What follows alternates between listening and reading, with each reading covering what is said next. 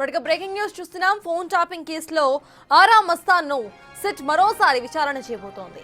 Assembly ఎన్నికలకు 3 నెలల ముందు నుంచే మస్తాన్ ఫోన్స్ ట్యాప్ అయ్యాయని, ఆయన కదలికలపై కూడా ఇంటెలిజెన్స్ నిఘా పెట్టినట్టుగా సమాచారం. ఇప్పటికే మస్తాన్ను జూలై 2న సిట్ విచారణ చేసి వాంగ్మూలాన్ని నమోదు చేసుకుంది.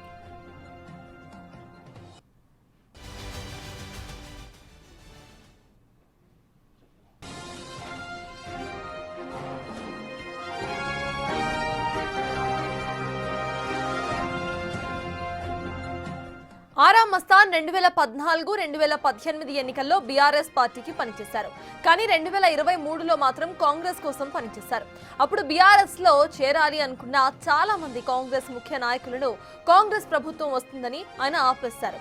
అంతే, అదే కాకుండా కొందరు బీఆర్ఎస్ నాయకులను కూడా కాంగ్రెస్ లో చేర్చారు. ఆ సమయంలో అప్పటి కాంగ్రెస్ అధ్యక్షుడు రేవంత్ రెడ్డితో పాటు ముఖ్య కాంగ్రెస్ నాయకులతో మస్తాన్ మాట్లాడిన కాల్ రికార్డింగ్స్ ను గత ప్రభుత్వం విన్నట్లుగా సమాచారం. పలు రాష్ట్రాల్లో మస్తాన్ బీజేపీకి పనిచేయడంతో బీజేపీ నాయకులతో మాట్లాడిన మాటలు కూడా ప్రభుత్వం రికార్డ్ చేసిందని సమాచారం.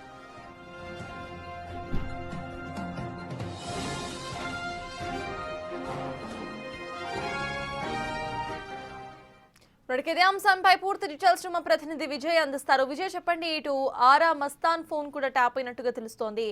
ఈసారి విచారణ చేయబోతున్నట్టుగా తెలుస్తోంది సిట్. అసలు అప్డేట్స్ ఏంటి? అయితే ఎల్లుండి మరొకసారి సిట్ ముందుకైతే ఆరా మస్తాన్ రానున్నట్టుగా తెలుస్తోంది. అయితే ఈయన ప్రముఖ టెక్నాలజిస్ట్ కూడా ఉన్నారు. అయితే ఆరా మస్తాన్ కు సంబంధించి ఫోన్ ట్యాపింగ్ కేసులో ఏర్పడినటువంటి సిట్ ముందుకు కూడా మరొకసారి హాజరు కానున్నారు. ఈ నెల ఇప్పటికే 2వ తేదీన మొదటిసారి హాజరైనటువంటి ఆరా మస్తాన్ ను ఉదయం అలాగే సాయంత్రం 2 దఫాలుగా విచారించి ఆయన వాంగ్మూలాన్ని కూడా నమోదు చేసుకున్నారు. అయితే తిరిగి మరి ఎల్లుండి మరొకసారి పిలవడంతో అంతటా కూడా కొంత రాజకీయ వర్గాల్లో అయితే ఆసక్తి నెలకొందనే చెప్పాలి.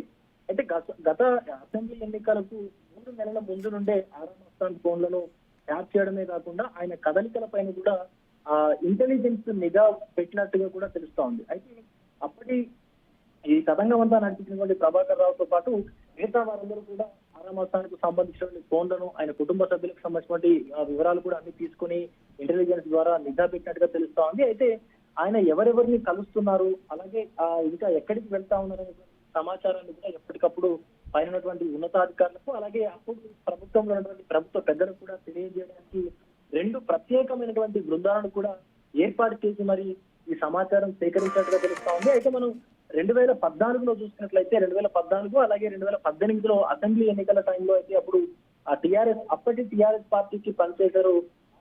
అయితే అనంతరం 2023 ఎన్నికల్లో మాత్రం కాంగ్రెస్ కోసం కూడా పనిచేశారు. అయితే ఆ సమయంలోనే మొత్తం కాంగ్రెస్ నుండి బీఆర్ఎస్ పార్టీలోకి రావాలనుకున్నటువంటి అనేక మందిని ముఖ్య నాయకులు కూడా కాంగ్రెస్ అధికారంలోకి వస్తుంది, మీరు పార్టీ వీడి వెళ్ళొద్దు అంటూ కూడా ఆయన ఆపడమే కాకుండా అనేక మంది బీఆర్ఎస్ నాయకులను కూడా కాంగ్రెస్ లోకి చేర్చుకున్నట్టు కూడా సమాచారం అయితే ఉంది.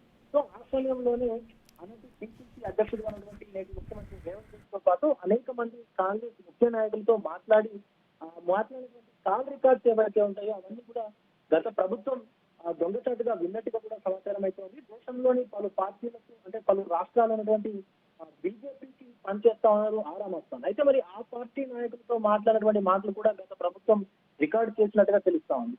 మరొక పక్క ఈ నెల 24వ తేదీన కేంద్ర హోంశాఖ సహాయ మంత్రి బండి సంజయ్ యొక్క సిట్ వాంగ్మూలాన్ని కూడా ఇవ్వనున్నారు.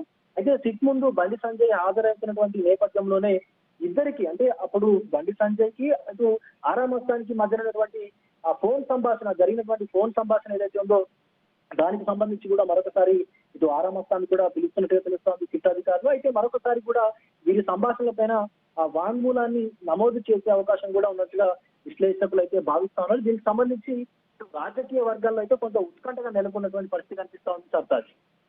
Right, thank you Vijay.